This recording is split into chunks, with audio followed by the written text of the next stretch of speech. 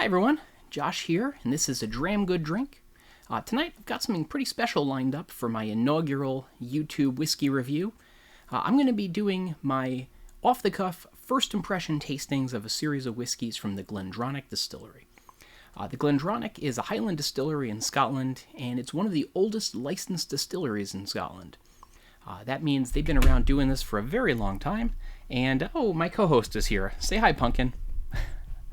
Hi, Punkin. He'll probably bother us again, but that's okay, because he's adorable. Everyone loves cats, right? Anyway, we're talking about the GlenDronach.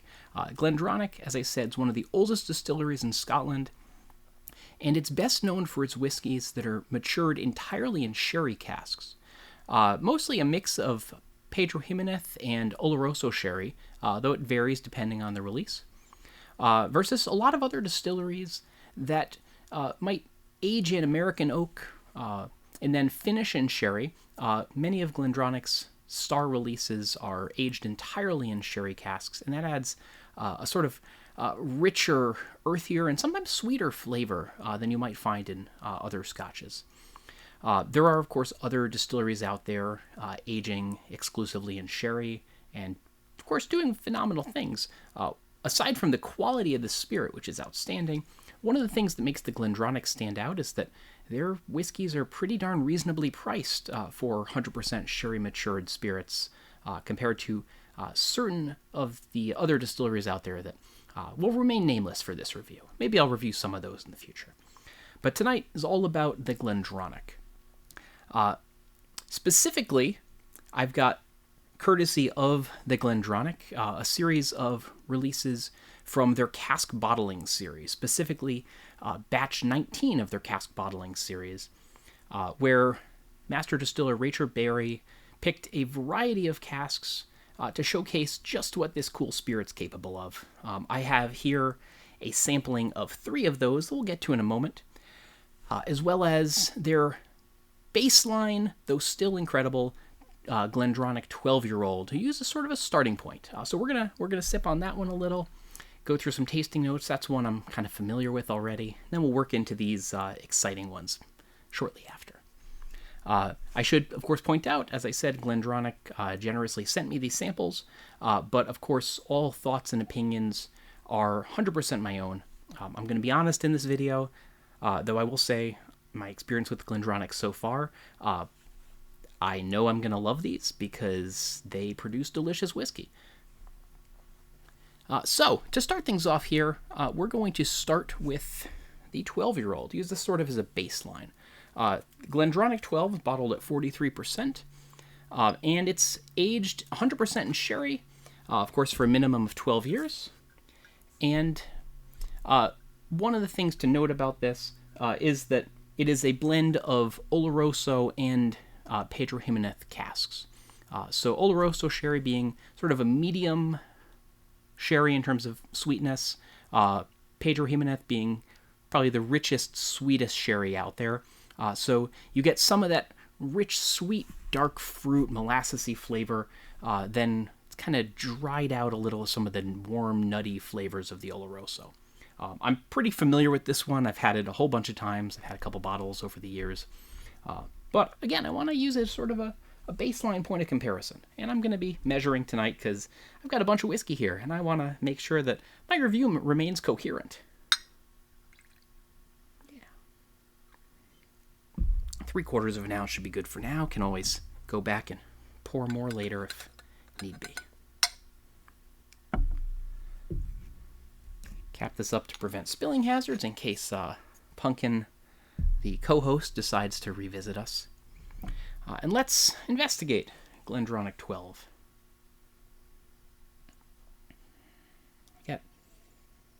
It's a light nose, lighter than I'd expect for a lot of sherry cask whiskeys.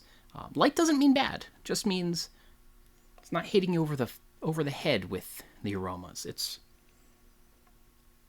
I get a lot of lemon, actually, a lot of citrus, maybe some orange peel. There's definitely some baking spices in there, a little clove, allspice, not much cinnamon, which is when people think baking spice is probably what first comes to mind, but clove and allspice definitely. And definitely a little bit of dried fruit, maybe some candied orange, raisins. Oh, speaking of orange, hi Punkin. He's going to be doing this all review. See, the thing with doing a first impression tasting video is I only get one shot at this, so there might be some hiccups. That's okay. Since this is my first whiskey review, you're all going to get to know what Josh is really like here, and that includes digressions and goofy cat moments, so hopefully you enjoy that too. Anyway, GlenDronach 12 with a tail.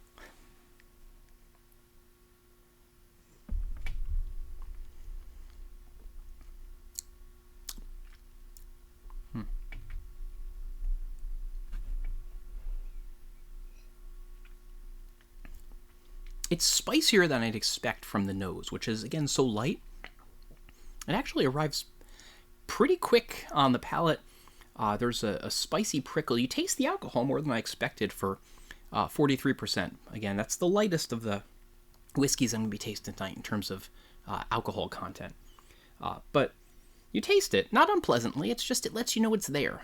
And in fact, it might cut through some of the sweetness to have that bit of a burn in there.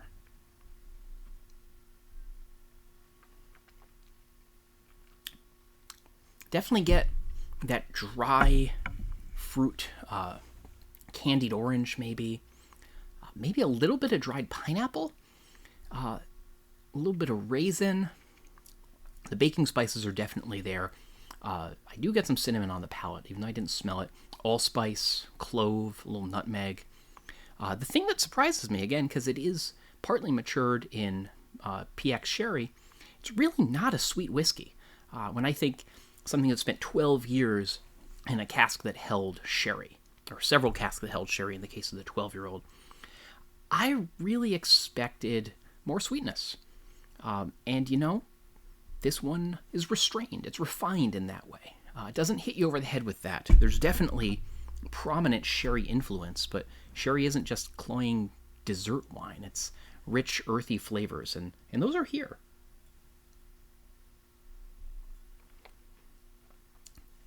Yeah, there's a lot of orange. It's very dry, which I'm taking to be the influence of the Oloroso versus the PX. That's coming through, I think, a little more in this. There's a bit of that background sweetness, probably from the PX sherry. A little, maybe cherry or plum, like plum skin, maybe on the palate at the finish. But it's mostly that dry, spicy, and dried fruit arrival, and then it dries out pretty quickly. Leaves you ready to sip some more. Before I move on to the next, I'm gonna add a splash of water and see what happens. Just a tiny bit. Oops, and there's a cat, so you can't see what I'm doing. Hey, Punkin, I'm not gonna share with you, buddy. I just added like a quarter teaspoon, a tiny drop. Again, it's only 43%, so I don't want to add too much and cut it down too drastically, but that little splash might be enough to just open it up a little bit more. The nose actually gets quite a bit sweeter right away. The orange is there still, definitely. Pineapple, I get a lot of pineapple now. It's kind of a tropical note, almost like a, not as sweet as, but some of the same aromas you might get from like a pineapple orange guava drink. Again, that gives the impression of sweetness, and it's not hitting me with a whole lot of sugary, cloying notes, but it's that sort of fruity aroma.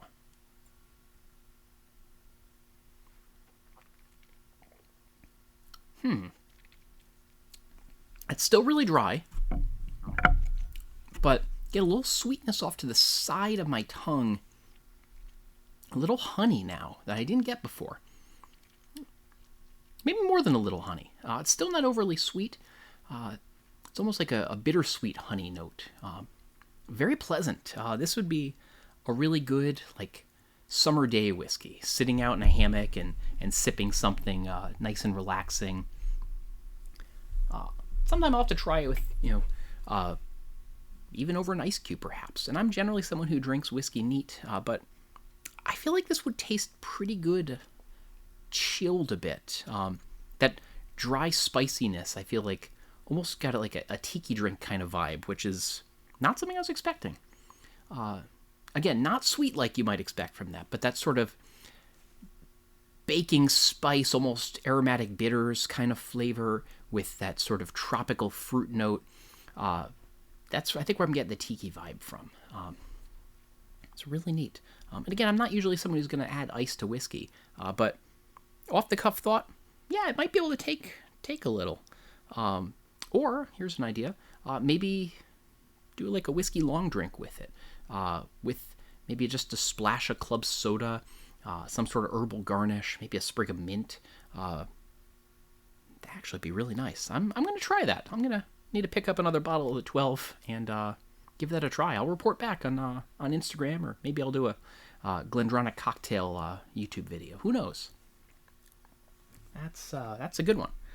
But of course, the 12 is widely available. That's one of the best things about it. It's a really good whiskey that you can go into, at least around me, most supermarkets have it. It's very reasonably priced. It's priced like an entry-level single malt.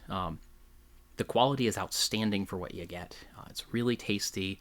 It's something that whiskey pros would enjoy to sip, but it's also perfectly approachable for a novice or someone who's just maybe giving single malts a first try. There's a little bit of cat foot in the frame here. Hi, Punkin. So it's, I think, a really good one for just about anybody. And again, priced very reasonably. I think it's around $50 in most supermarkets around me, which, again, for a single malt Scotch whiskey aged 12 years, that's pretty darn good. Again, you're not looking at a cheap blend here. This is all 100% malted barley, aged at least 12 years, 100% in sherry oak. It's a lot of quality for the price. It's a great bang for your buck whiskey. So, having said that, let's move on to introducing the main event here. These I'm incredibly excited to try. These, again, are 3 samples from the Cask Bottling Batch 19. Again, hand-selected by the GlenDronach's master distiller, Rachel Berry. Each of these is a one-of-a-kind release with a limited number of bottles available from each cask. Each cask is from a single type of sherry barrel. We've got 2 here that were sherry puncheons and then a sherry butt, aged between 27 and 29 years. So these are substantially aged scotches, more so than most things you'll find in a supermarket, more than you probably find in most, all but the most specialty spirit shops, at least here in the United States. And these 3 are, by the way, available in the United States if you want to seek them out. Their availability will vary by state. There's a few hundred bottles of each out there. Pricing is, say, commensurate with the quality and age for what you get. So that is, hey, you, Punkin, you can't. This is a human treat, punks. This is going to become a regular feature on my channel, folks. As I was saying, price is commensurate with quality and with having a really aged whiskey here. So these are not going to be bargain picks, but for the right person who has the right budget, I definitely think these might be a unique one to try. And certainly, based on my experiences with the GlenDronach so far, probably a really unique experience for the experienced whiskey taster and collector. That said, despite the pricing on them, which you're looking at between, I don't have it directly in front of me, probably $600 to $800 or so at the retail price for a bottle, depending on the particular cask. Again, that seems like a large number, and it definitely is. But again, you're looking at nearly 30-year-old whiskey. If you were to, say, look at other prestigious single malt distilleries that specialize in 100% sherry maturation and were to look at a 25 to 30-year-old expression, you would likely be looking at adding a 0 on to the end of those prices. So this is an exceptional deal for what you get. Now that said, again, I said all thoughts and opinions are my own. That's just my off-the-cuff impressions of the brand of GlenDronach. That's why I'm excited to review this. But I have not actually tried any of these three. In fact, I haven't even opened the latter two here. This first one, the 27-year-old Cask 5080. As you can see, the level's a little lower. I have a friend who is retiring and is a big whiskey fan, so I generously poured him a half-ounce sample in a little bottle for him to try at a later date. But I've nosed it briefly out of the bottle here. Smelled great. Of course, that's not the ideal way to nose a whiskey. I saved my real experiences for when I'm on camera with all of you. So, without further ado, let's give it a try. This here is the 1994 Cask 5080 from the GlenDronach. Aged 27 years in a single Oloroso sherry puncheon. So these are big casks. And there was only one of them. This is all of this particular cask bottling release all came from this one puncheon. And I'm expecting from this, again, a puncheon's a large barrel. So even though the whiskey sat in there for 27 years, which is a darn long time, and it is at 54.3%, so that is a hefty cask strength whiskey. Despite being high proof and sitting in there for a long time, because it's such a big barrel, the spirit has less contact with the oak. So I wouldn't expect this to be over oaked. I'm expecting the oak influence to be pretty moderate, which honestly, with all the sherry notes in there and the base quality of the spirit, that's a good thing. You don't want it to just taste like chewing on tree bark. I want to have the oak in the background and then taste all the other flavors. Now, unlike the 12, which was aged in a blend of PX sherry and Oloroso sherry casks, rather it was aged in PX sherry and Oloroso sherry and then married together and batched for bottling. Cask 5080 here all comes from a single Oloroso cask. So I'm expecting it to, again, be on probably the drier side, being that Oloroso is pretty balanced sherry, not overly sweet. I expect it to be bittersweet, probably drying on the palate, especially because of that almost 55%, over 54% ABV. I expect it to be drying on the palate, complex from all the maturation it did in that cask, a moderate sweetness. I expect a lot of nuttiness from the Oloroso. But let's find out. I've been waiting a very long time to try this.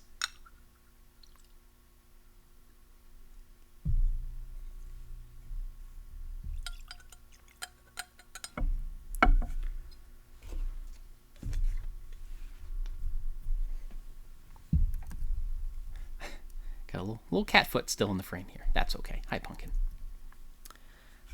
Now, taking a peek at this, you can see, compared to the 12, the color is way darker.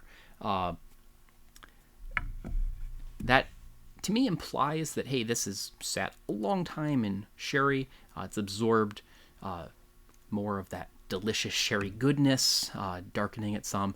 It's been darkened by exposure to the wood. And that ultimately tells me it's going to be earthier, richer flavors, and a lot more sherry influence than I probably get from the 12. Now, of course, it's worth noting that whiskey color can, of course, often be deceiving.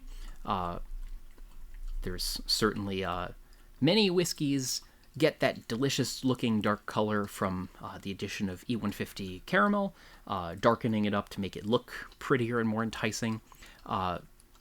But in the case of these, I know they're all natural color, so what I'm seeing here, that rich, dark color, is just from its exposure to the sherry oak and the sherry cask. It's all cask influence here. All right, so let's give it a try and see what we're in for. Ooh.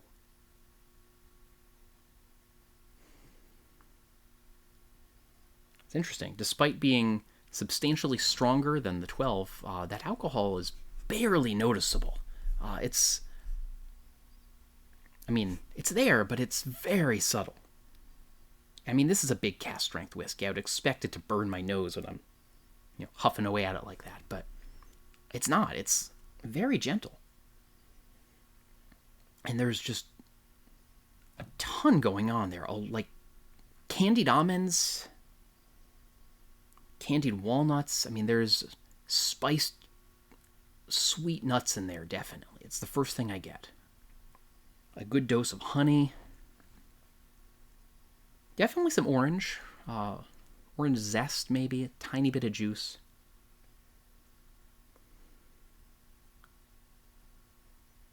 A little coffee?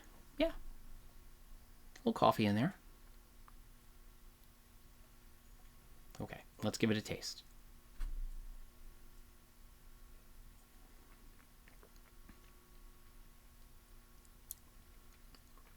Oh. Oh, wow, that's good.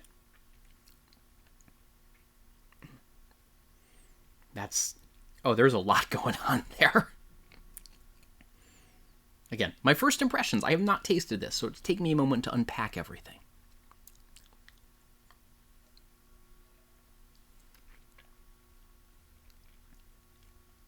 Definitely bittersweet. There's still that kind of... That was almost a disaster. There's still that bitter bite to it. Maybe a little grapefruit almost. But then it fades and you get this warming sweetness like a molasses that blends with lots of orange peel, baking spices, definitely cinnamon, clove, nutmeg, allspice, the works. I mean, it almost has like an Amaro type flavor to it. That little bit of bittersweet and those spicy aromas. Not nearly as bitter as that might make it sound, but that complexity of earthy spiciness is definitely there. There's also, and that surprised me because I wasn't expecting it, I'm getting some peat. Not anything like what you find from like an Islay whiskey, but there's definitely a smokiness to this, and even a little brine. I don't know offhand if there's a substantial portion of peated malt used in here. There definitely is not in the 12. You don't taste peat at all. It's a good whiskey for someone who doesn't like smoky scotch. This one might be a challenge for someone who really doesn't like smoke. That said, I love it. There's also, of course, plenty of people who are kind of on the fence, maybe new to trying peaty stuff. This would be a great gateway. A unique gateway, but a great one because it's there, but it's subtle. It's almost like you cooked molasses into a candy and you left it cooking for a while and you get the kind of burnt edge on there that gets a little smoky.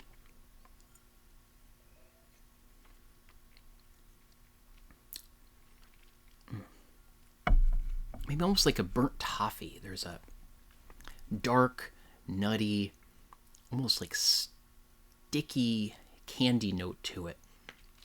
Not sweet, but that sort of cling to your tongue, bittersweet, like a good toffee. There's some almond, maybe it's almond bark, toffee, almond bark, something with that sort of caramelized nuttiness mixed with a little honey. Again, those baking spices are definitely there. And that wisp of peaty smoke, which I don't get on the nose. It's only on the palate.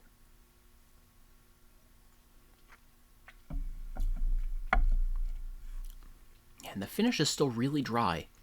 I don't get much fruit at all. And I associate sherried whiskeys with fruit, probably because PX sherry is really fruity. But the fruit from this is all dried. Dried orange peel, maybe a little dried lemon or lemon zest. There's no sweetness from the fruit. The sweetness reminds me of honey or rich molasses. Let's go ahead and add a splash of water and see what happens. And even though it's 54+%, I'm not going to add a lot because this whiskey's pretty old. An older whiskey, I find, tends not to need a whole lot of water. I don't want to I don't want to hurt it. Just a few drops. We'll see what happens. I'll revisit this. I'll take a taste now, and I'll revisit again after we pour the next two, too.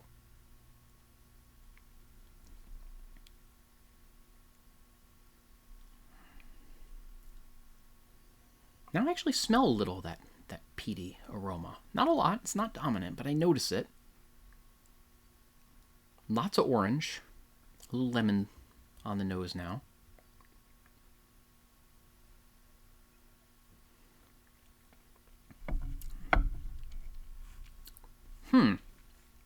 Yeah, on the palate, it's that drop of water was all it took to bring out kind of a briny note. It tastes a little salty with a little more of that smoke. Less orange, more lemon now. It's bright tasting for a 27-year-old sherry whiskey. That's really intriguing. I get a lot of walnut, but not necessarily candied walnut now. It's more like just roasted walnut that maybe roasted till it's just a little blackened and slightly bitter at the edges, but not overcooked, if that makes sense. Yeah.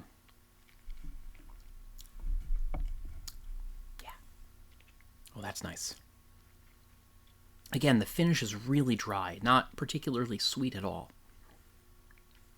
I would not call, just like I said about the 12, I would not call this Cask 5080 a sweet whiskey whatsoever.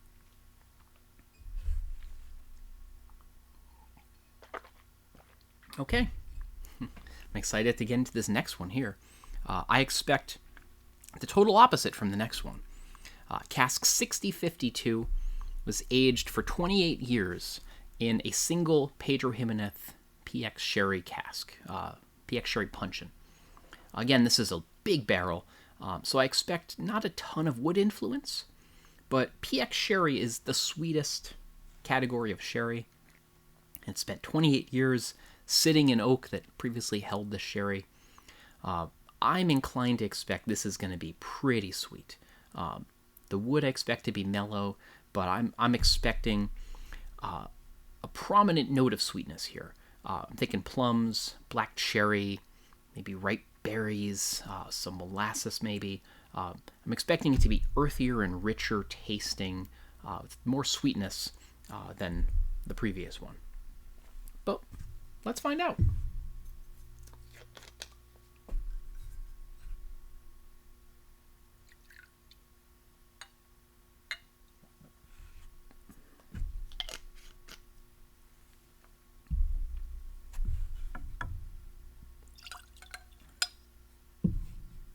Let's do a little color comparison here before I dive in.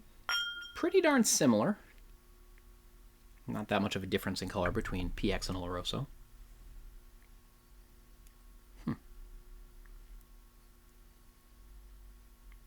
The nose is definitely different than the previous one. I'm not getting any of the peat smoke that's now coming out on the nose with the drop of water in the 5080. But I didn't get that before in there, so we'll see. Right now I'm getting banana, which surprises me.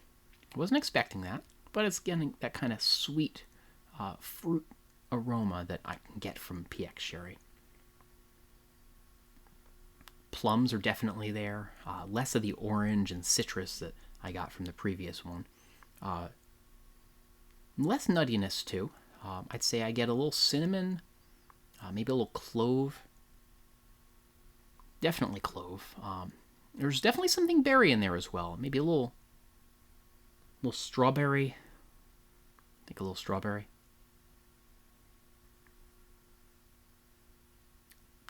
Let's give it a try.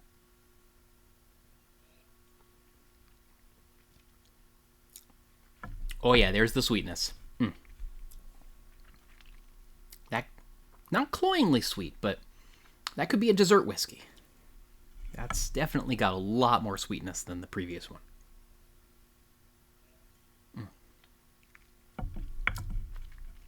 Getting like strawberries and cream right off the bat.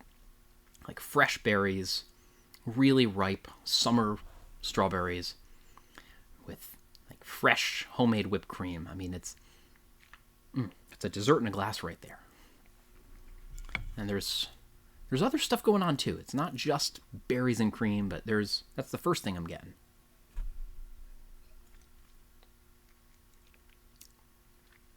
A little cinnamon running through it, almost like you grated some fresh cinnamon stick over the top of the strawberry shortcake.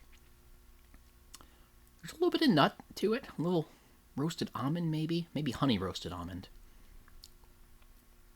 Some cherry, like rich, ripe black cherries.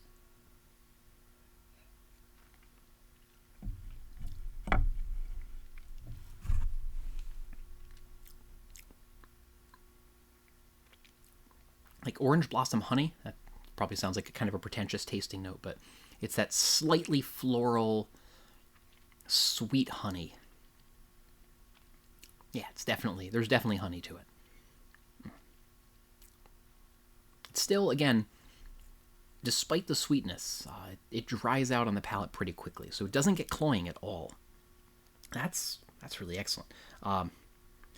So far, I'd be hard pressed to pick between these two. If you asked me to pick a favorite, this is definitely a good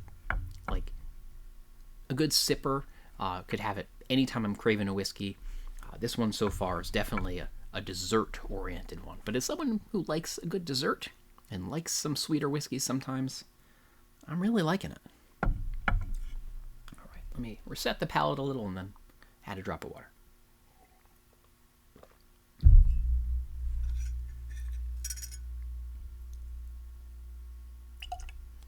Now this one is a little weaker, comparatively speaking. It's 50.8%, so still cask strength, these all are, but a little more subdued than the previous one. Although, honestly, when it comes to the alcohol, I don't really taste a whole lot of alcohol in either of these. You don't notice it on the tongue. These could be very dangerous. Again, that's why I'm measuring carefully. A drop of water didn't bring out smoke the way it did in the Cask 5080. I'm not getting any of that sort of peat aroma. Still getting the strawberries, though it smells a little less sweet on the nose. More baking spices now, more cinnamon, more clove. Maybe a little orange too. And some vanilla, but it's not necessarily like overly sweet vanilla. Like a whole vanilla bean you haven't cut open and scraped out the seeds.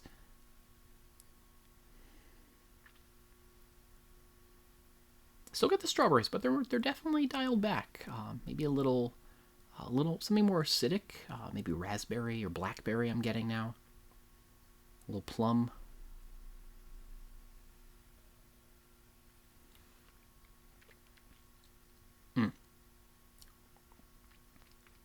Still very sweet. It's actually a little sweeter now. I get a lot more honey. The vanilla's dialed back. So it's more like honey drizzled strawberry now. The strawberry is still definitely prominent.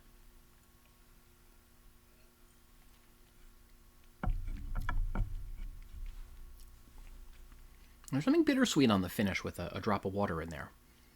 Like a walnut, like a roasted walnut. A little earthy and nutty up front, and then you get that kind of drying, bitter finish. It's like if you chewed on a fresh strawberry and then chased it with a walnut. Never done that, but that's the vibe I'm getting from this. Or maybe you have some fresh berries, you drizzle a little honey on them, crush up some honey roasted nuts on top. That's the vibe I get from this one. So it's still desserty, but it's a little less sweet.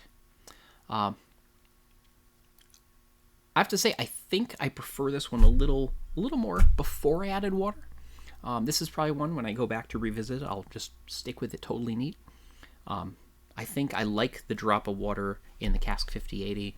On the 6052, I think I like it neat. It's not that it made it weaker adding water, or didn't make it taste weaker at least, but I like those original flavors just slightly more.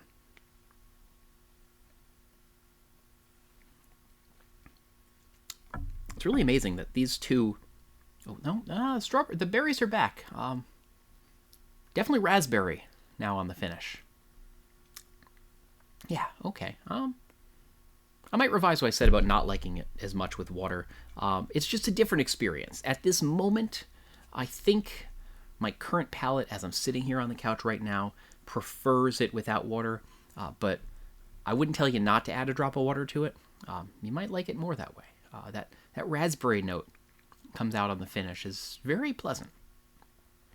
It is amazing to me just how different these two are. They're both aged in sherry, just different types of sherry from the same distillery, just 1 year difference in aging, relatively similar proof, and they taste like completely different spirits. This one's dry and nutty and spicy and a little smoky. This one's sweet and fruity, jammy even a little, with still some spiciness, but it's much more subdued. If you ask me to pick between them, depends on my mood. If I want something dry and a little more, sit back with a good book, I might go this way. This one, if I want dessert, a little after dinner drink, I might have this in place of, say, a glass of sherry or a glass of port, or an Amaro. It's got that sort of dessert drink vibe that I tend to really like.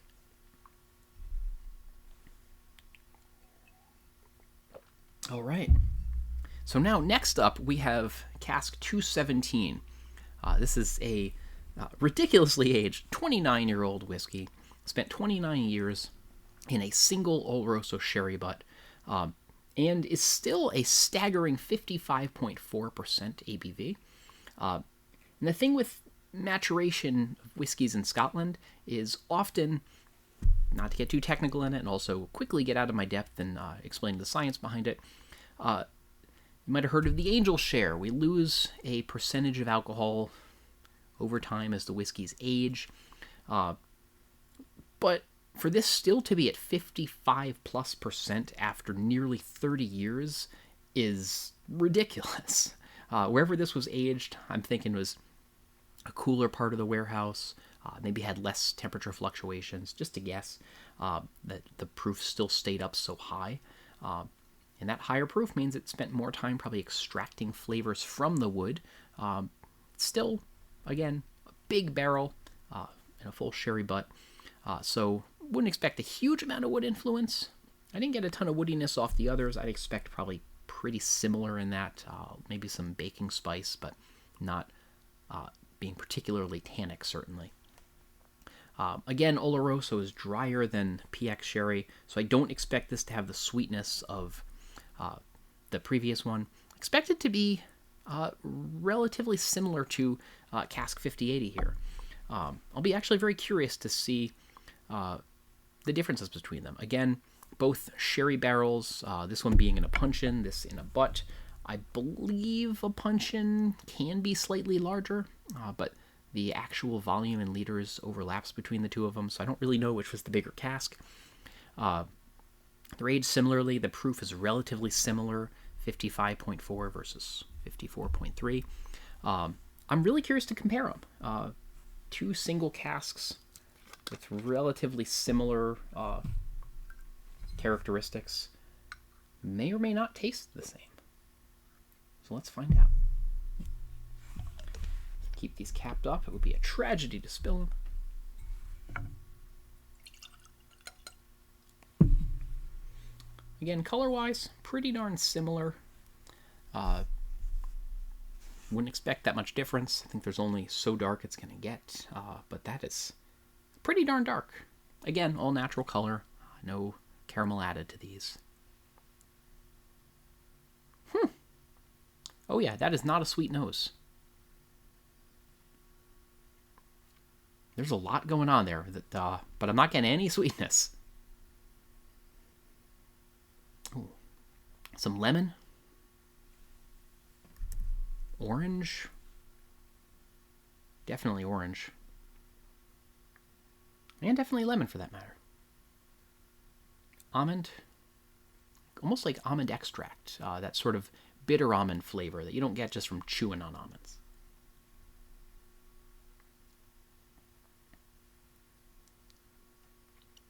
There's, again, a tiny hint of banana in the background.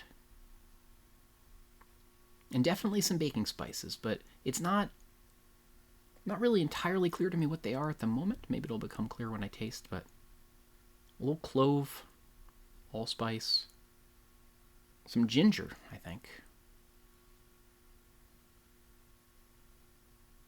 Definitely some ginger. There's also, I'm getting like a slight pine needle aroma. That's not a note I often get in whiskeys. It's a little piney. Not like juniper from like a gin or anything, but there's just a little of that woodsy earthiness. Boy, that is super complex.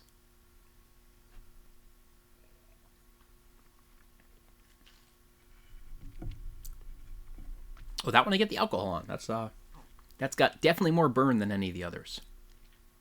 But first note is, it hits my tongue and it's like, oh, it's sweeter than I expected.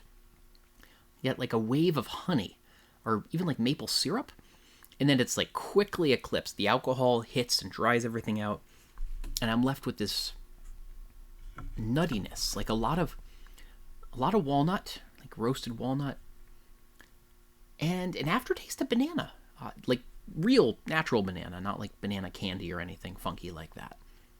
Like, you know what? That's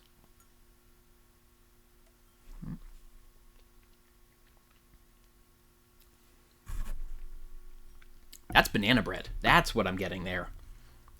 Oh, a little sweetness, a little bitter at the edges. You know, like the edges of a loaf of banana bread might caramelize a little, get a little of that earthy nuttiness to it. Get the banana aroma with walnuts in there. Maybe even some bittersweet chocolate chip flavor. Yeah, we got a chocolate chip walnut banana bread going on here. That sounds really sweet. It sounds like it's going to be like a PX kind of deal. No, it's those flavors, but the sweetness is way dialed back. This is not at all a cloying whiskey.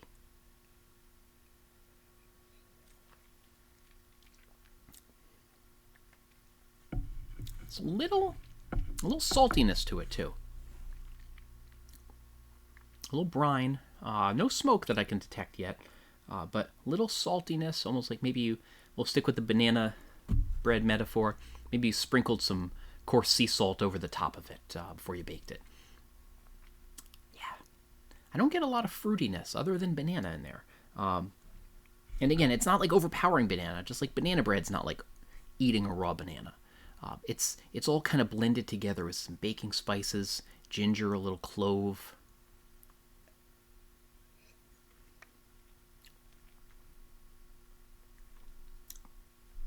A little dark coffee. Yeah. A little dark coffee in there. Yeah, that's really good. That is outstandingly good. Let me try adding a drop of water in here and see what happens. Yeah, it's almost 30 years old. I'm not going to go crazy. Just a splash.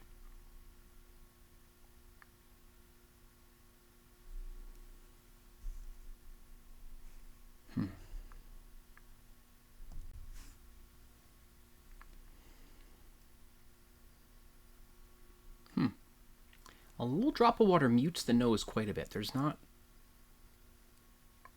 I still get that sort of nuttiness, some baking spice, a little sweetness to it. Again, it smells a little like banana bread, like if someone was baking in the other room and you walk in and you smell it before you see it. That like initial waft of banana bread. But it definitely is dialed back. It's not as prominent as I got from when I first nosed it. That drop of water really muted it a little.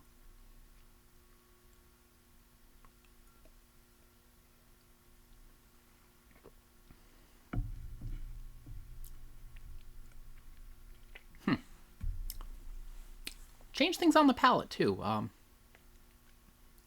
There's something slightly vegetal at the finish now.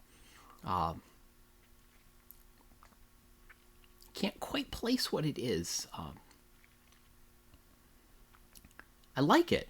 but it doesn't fit with the previous kind of banana bread baking metaphor I was going for. So I'm not really sure what to do with that, but I like it. There's this kind of greenness at the finish. Maybe it's actually back to that pine I originally detected.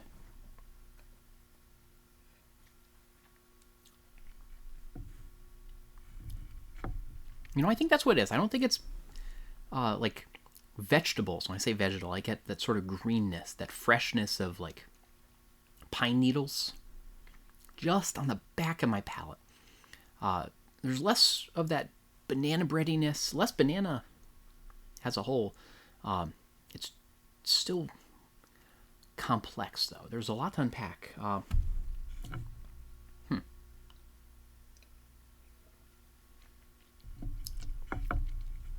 Ginger. More baking spice, definitely. Ginger, allspice. A little bit of clove, not much, a little. A lot more nuttiness now. Some orange zest, I think. Not like orange juice at all. Banana's all but gone. I don't get that at all anymore.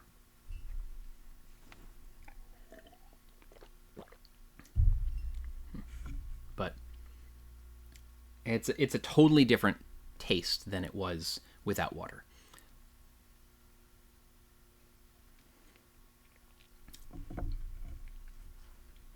Yeah, I get now orange, some almond, walnut, some little bit of ginger, but that banana bread whole metaphor I was working with is gone, like completely gone. I kind of miss it, honestly. When I go back and have more of this, I'm gonna skip the water.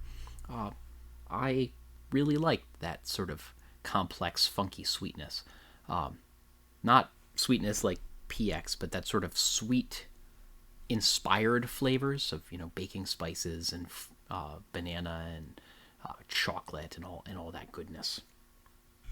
But hey, if you try this, try it both ways. See what you like more. Let me know in the comments.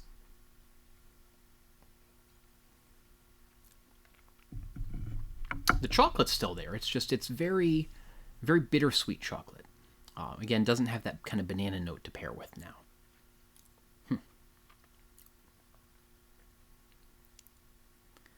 All right, should I do the silly thing and try to rank them? Again, this is my off-the-cuff first impressions with the caveat that when I go back and sample these again later, my taste might change. Whiskey tasting is very much a product of the moment in which you taste it, what you've eaten before that day, your mood, your expectations, what you've had before, what you've smelled, what you've been doing. So, and mood affects it too. So, I might pick a favorite now, and my favorite might be different next time. I will say, with total certainty, these are all awesome. These are exceptional whiskeys. If you are a true whiskey aficionado, whiskey geek like me, and it fits in your budget to pick up one of these, you can't go wrong. Again, they vary based on which market they're available in, but you really can't go wrong with any of these. They're excellent. I think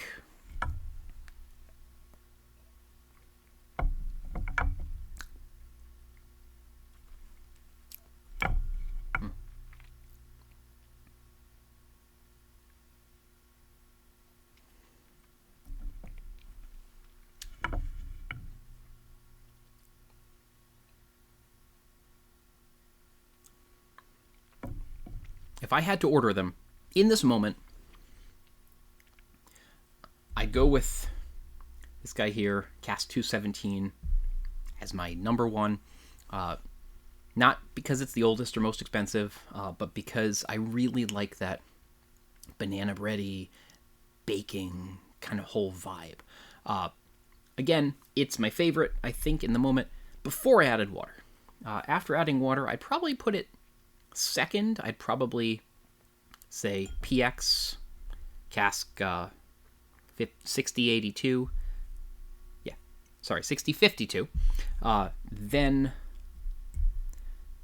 Cask 217, and then Cask 5080. That's without water. Without water, I'd say 217, 60-52, and then 50-80. With water, I'd say the PX one's just my jam. That's consistently good with or without water. I'd put that first with a drop of water, and then I'd say Cask 50-80. I like that kind of briny peatiness, subtle peat, but I like that. And then I'd say the old guy over here. But again, it's real close. I think I might have even changed my rankings from when I started saying that. It's an arbitrary exercise because these are all just absolutely stunning whiskeys. You can't go wrong with any of them. You know what? We're running kind of long right now, but if you all bear with me, because if you look behind me, I've got another GlenDronach on the shelf. Focus. So, what the heck? Let's do one more.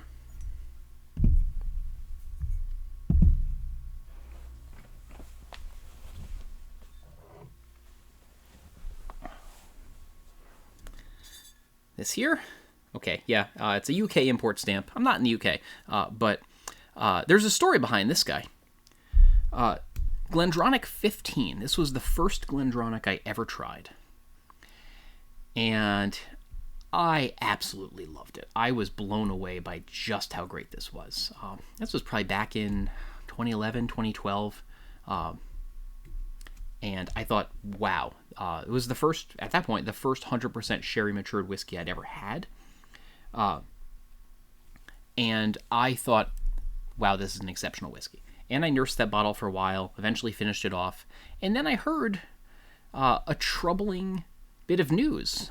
Back in early 2015, I heard GlenDronach couldn't keep up with demand for this whiskey. And they were temporarily discontinuing it while they tried to up their production and get casks set aside for it. Knowing I didn't want to be without it, I tried to find a bottle. And unfortunately, at that point, I couldn't find the 15 in shelves in my home of Omaha. So I turned online and I bought it from a UK retailer and was very glad to have my hands on it. But at that point, it was a discontinued whiskey, and I was going to save it for a special occasion. Hence why it's still sealed. Thankfully, the 15 is now relatively readily available again. They brought it back in 2018 after a 3-year rest. I can find it not in my local grocery stores usually, but most of my specialty whiskey shops around and higher-end spirit stores have it in stock. So I figure now's as good a time as any when I'm reviewing a bunch of GlenDronach to give it a try.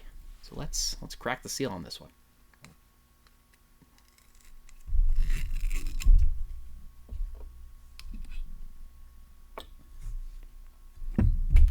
Still gonna be measured in our pours because I'm racking up a decent amount of whiskey over here.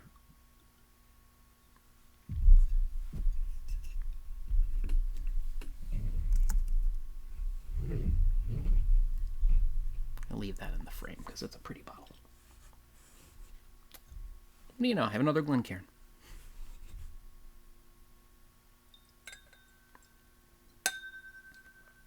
Now, I should add, as I'm tasting this, if you were to run out and buy a bottle of the GlenDronach 15, which you should because it's awesome, it won't be this one. I actually learned as I was doing some research prepping for this video that although they brought back the 15, the GlenDronach 15 is now slightly different than it was when I first got it. In fact, the 15 you see here, the one I first tried in this bottle from right before it was discontinued, well, that I've been sitting on for 7 years now, these were 100% Oloroso sherry. Now, like the 12-year-old, it's, since 2018, it's a marriage of Oloroso matured spirit and PX matured spirit. So probably have a little more sweetness to it than what I'm going to get in this bottle here, which again, this is pre-return. So this is 100% Oloroso. It's called GlenDronach 15 Revival, in honor of the fact that GlenDronach as a distillery closed for a number of years back in the 90s into the early 2000s. I think it reopened in 2002. This whiskey was released in 2008 to acknowledge that, hey, we're back. So this was the revival of GlenDronach Distillery. Now, if you pick up a bottle of 15, it, I guess, could be called the Revival because it's honoring the return of the distillery and the return of the 15. But, again, long-winded way of saying it won't be quite the same as what I've got here. I'm going to have to, at some point, probably pick up a bottle of the new 15 and compare them. Maybe there'll be a follow-up review sometime. But let's give it a try. There's a definite richness to that. I get a little banana I got from Cask 217. A bit more than I was expecting, in fact. It's been a while since I've had this. Again, I have this bottle for 7 years. I've tasted it at bars here and there since, but it's been a long time since I've had a bottle of GlenDronach 15 open at home. Some ginger. A lot of berry. There's a lot of berry going on here. Raspberry, cherries, some strawberry. Also some plums. And there is a little bit of banana, like I said. Not overpowering, but there's a little there. Got some cinnamon, some nutmeg, a little allspice. Maybe a little coriander. Maybe there's a little less sweet spice in there.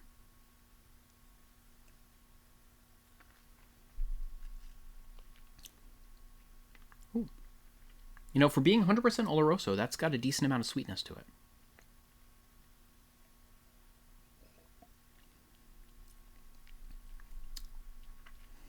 There's a lot of cherry, like juicy black cherries, plum, especially with the skin on. There's that kind of bitter, or sour tang from the plum skin. A lot of cinnamon, nutmeg. There's a little sulfuriness, which can come through in sherried whiskeys. I tend to really like that. I like that kind of earthy, kind of brimstone-y note. It's not overpowering. It's not at all like a peaty whiskey.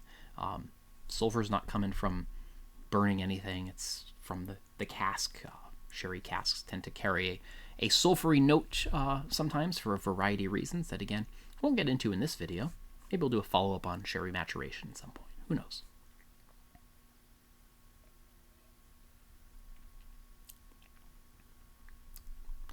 Yeah, definitely cherry, a little walnut, some good bittersweet toffee, some dark chocolate.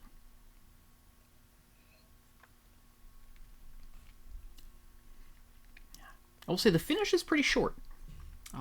It kind of arrives and hits the tongue, and then it leaves you with this little bit of berry sweetness that lingers, but the kind of baking spice punch, all those like ripe fruits, that plum skin, that hits, explodes. It's like a whole lot of fruitiness going on all at once, and then it dissipates pretty fast, leaving you ready for the next sip.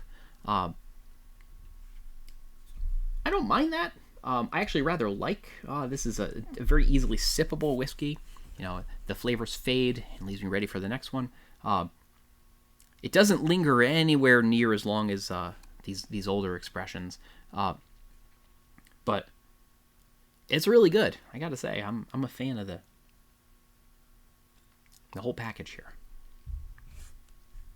All right, let's add a drop of water, then we'll compare to the 12, which has already got a little water in it. Just adding a little there. This one's at 46%, so dialed back quite a bit compared to our cask strength releases, but slightly beefier than the 12, which is bottled at 43.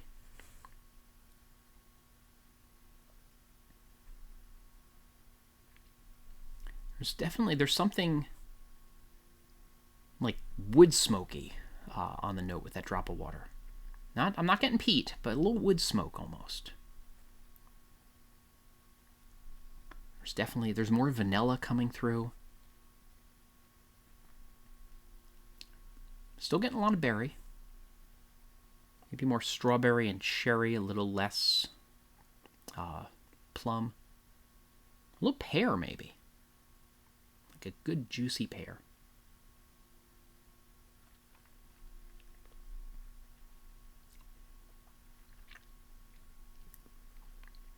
I'm going to...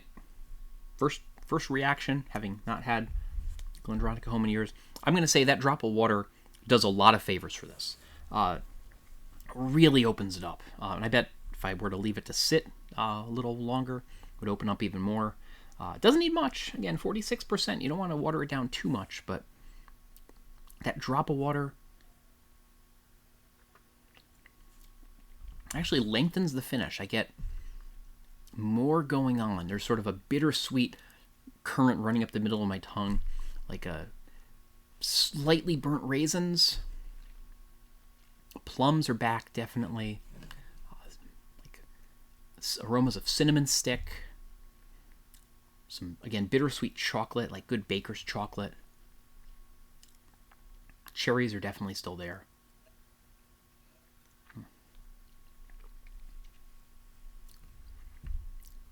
There's a noticeable sweetness, definitely more than the other, more than the Cask 5080 Oloroso.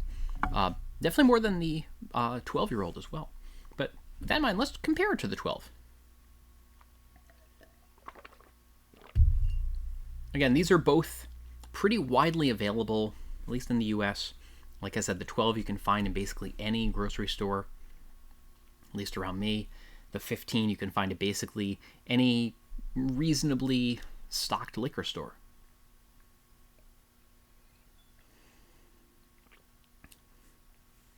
'12 is noticeably milder, despite having some PX in it.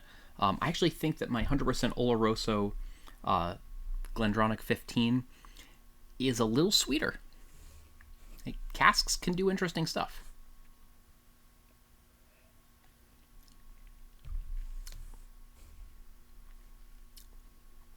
Yeah, definitely sweeter. There's definitely more plum, maybe some fig, more vanilla, definitely more strawberry, cherry going on in the 15. The 12, I'm getting some peach now that it's been sitting for a while. I'm liking that. It's definitely milder. There's like a honey stewed peach note going on. It's really quite pleasant. Again, great summertime whiskey. This is, I'm sticking by what I said at the beginning. This is a great sitting outside, maybe lounging in a hammock, sipping on a hot summer day. I still think it would make a great whiskey cocktail or a whiskey highball. I'm going to definitely try that. This one, I'm going to stick with neat. If I had to pick between the two, I'm probably going to go with the 15 because I like those richer flavors. I'd probably gravitate towards this on a regular basis. But the 12 is really excellent too. It does a lot at a very reasonable price point. The 15 around me is like, if I can find it, 80, 90 bucks. So if I were to go out and get a bottle now, it'd be a little more. That's not an insignificant chunk of money. Given the current state of Scotch whiskey availability in the United States, that is probably right in the middle of the range for, a good 15-year-old whiskey. Maybe on the low end, actually, for a good 15-year-old 100% sherry whiskey.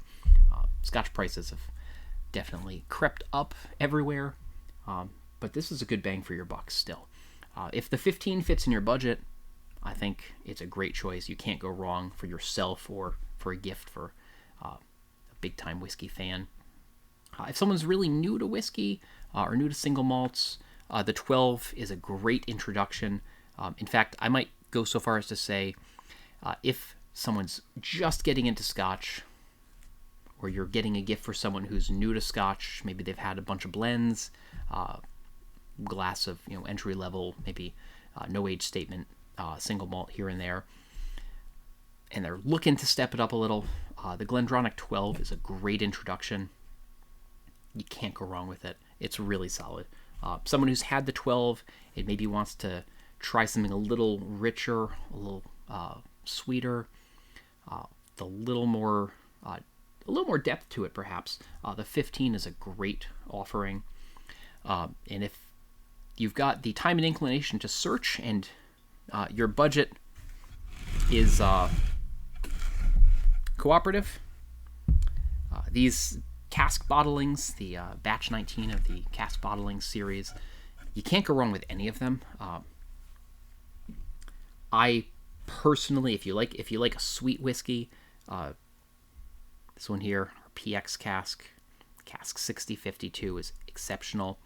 If you want something really, really complex with a ton to unpack, the 29-year-old cask 217, it's outstanding. I'm really looking forward to, well, finishing off my glass here, and over the coming months, sipping my way through what's left in this little sample bottle. But that's all I got today. We are definitely running long. This has been a rather in-depth review, but hope you enjoy. If you've tried any GlenDronachs, or if there's any you want to try that you're really excited about, drop a comment. Let me know what you think. If you got suggestions for future videos for other spirits, other whiskeys for me to review, I'm open to that. I've got a pretty deep bench, and I'm also excited to go pick up more. So if there's things you want to see me try, let me know. If you got questions about GlenDronach, let me know. If you got questions about my cat, let me know that too.